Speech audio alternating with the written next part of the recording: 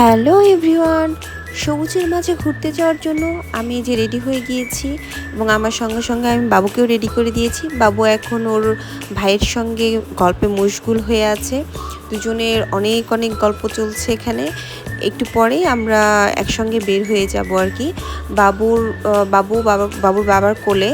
এবং বাবুর বাবা আমাদেরকে বারবার ডাক্তারি টাইপের কিছু জ্ঞান দিচ্ছিল। সে বারবার আমাদের বোঝানোর চেষ্টা করছিল যে এই যে সবুজ একটা এরিয়া দেখছো, সবুজের দিকে যত তাকাবে তত তোমাদের চোখ ভালো থাকবে। আমি আমার মেয়েকে এই জন্য বের করেছি, সবুজের দিকে তাকালে আমার মেয়ের চোখও ভালো থাকবে, ফ্রেশ একটা বাতাস, এটাতে এখানে হাঁটাহাঁটি করলে তোমাদের শরীর ভালো থাকবে।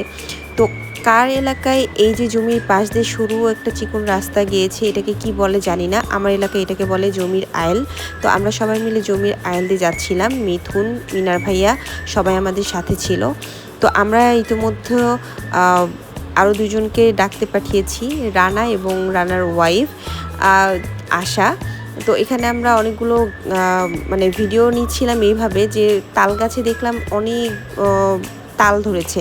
তো আমি বারবার বলছিলাম যে তালগুলো কি পারা যাবে না। তো ওরা বললো যে হ্যাঁ পারা যাবে, আপনি যদি চান তাহলে পেরে দিচ্ছি। তারপর কলা দেখলাম যে একদম ফ্রেশ কলা।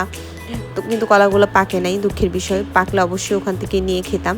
আর এই যে মিনার ভাইয়াকে আমি বলছিলাম যে এটা কি ঢেঁড়সের ক্ষেত, তো উনি বলছিল যে হ্যাঁ এটা ঢেঁড়সের ক্ষেত। তো উনি একটা ঢেঁড়স নিয়ে কাঁচা খাচ্ছিল। তো আমার জিনিসটা অনেক অদ্ভুত লাগলো আর কি, যে কাঁচা ঢেঁড়স খাওয়া যায়। তো উনি বারবার বলছিল যে হ্যাঁ গ্রামে সবাই এইভাবে কাঁচাই ঢেঁড়স খায়। আর এখানে এই যে এই ছাগলগুলো দেখে আমার কাছে খুব ভালো লাগলো আর কি, যে এই সাদা একটা ছাগলকে মেহেদি লাগিয়ে রঙিন করে ফেলছে। তো ওরা বলছিল মেহেদি লাগাইছে, তো আমি মনে করলাম ওভাবেই মনে হয় জন্মগ্রহণ করেছে ও আর কি। তারপরে শুনলাম যে না, মেহেদি লাগাইছে। আর রতন ভাইয়া আসছিল দিক থেকে ক্ষেতের মাঝখান দিয়ে এসে আমাদের সাথে জয়েন করেছিল। আর আশাও চলে এসেছে ইতিমধ্যে। আসার জন্য আমি অনেকক্ষণ ধরে ওয়েট করছিলাম, যেহেতু ওর সঙ্গে আমার শ্বশুরবাড়িতে ওর সাথেই আমার ভালো সম্পর্ক আর কি। ওর সাথেই আমি সবসময় কথাবার্তা বলি, আর কারোর সাথে ওভাবে কথাবার্তা বলাও হয় না, দেখাও হয় না। তো ওর সঙ্গে আমার ভালো একটা বন্ডিং। তো আশার রানাও চলে এসেছে, আমরা পেয়ারা গাছ নিয়ে কথা বলছিলাম। আর এর মাঝখানেই আমাকে আমার হাজব্যান্ড বলছিল যে চলো রোজিফা কাকির বাসা থেকে ঘুরে আসি। যদিও আমার কখনো ওনার বাসায় যাওয়া হয় নাই, এই ফার্স্ট টাইম ওনার বাসায় যাচ্ছি। এটা ওনার নতুন বাসা আর কি, উনি নতুন বাসা করেছে। তো ওনার বাড়ির ভিতরে ঢুকে পড়েছি এবং বাড়ির এরিয়াটা আমার কাছে খুব ভালো লেগেছে। বাড়ির উঠানের ভিতরে সুন্দর গাছ লাগিয়েছে দুটো।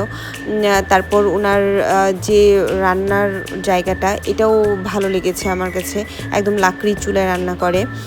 এবং সামনে আরও স্পেস আছে। তো ওনার সাথে কথা হলো আর কি, যে ওদিকে চাইলে উনি আর কি বাসা আমরা আরও কয়েকটা রুম করবে। এই যে রোজিফা কাকি আমাদেরকে দেখে খুব ব্যস্ত হয়ে গেছে নাস্তার জন্য। তো আমি বারবার বলছিলাম যে এত কিছু করার কিছু দরকার নেই, আমরা এমনিতে আসছি আপনার সঙ্গে দেখা করতে, আমরা চলে যাব। তো এইটা ওনার ঘর, আমার কাছে অনেক ভালো লেগেছে এবং রুমটা অনেক ঠান্ডা, অনেক বাতাস আসছিল। গ্রামের বাড়িতে এমনিতেও বাতাস আসে, কিন্তু আমার কাছে এমনিতে অনেক ভালো লেগেছে ওনার রুমটা। আর এই যে এরা তো নাস্তা নিয়ে ব্যস্ত হয়ে গেছে। ওনার একটা ছোট বাচ্চা আছে, ও আমাকে খুব পছন্দ করে আর কি। তো ও বারবার ঘুরে ঘুরে আমাকে দেখছিল। আর এর মাঝখানে সন্ধ্যা হয়ে গেছে, আজান দিয়ে দিচ্ছিল। তো কাকিকে বললাম কাকি আজকে চলে যাই, আমি আরেকদিন আসবো। তাই কাকির কাছ থেকে বিদায় নিয়ে আমরা আমাদের বাড়ির উদ্দেশ্যে চলে যাচ্ছিলাম। Bye bye.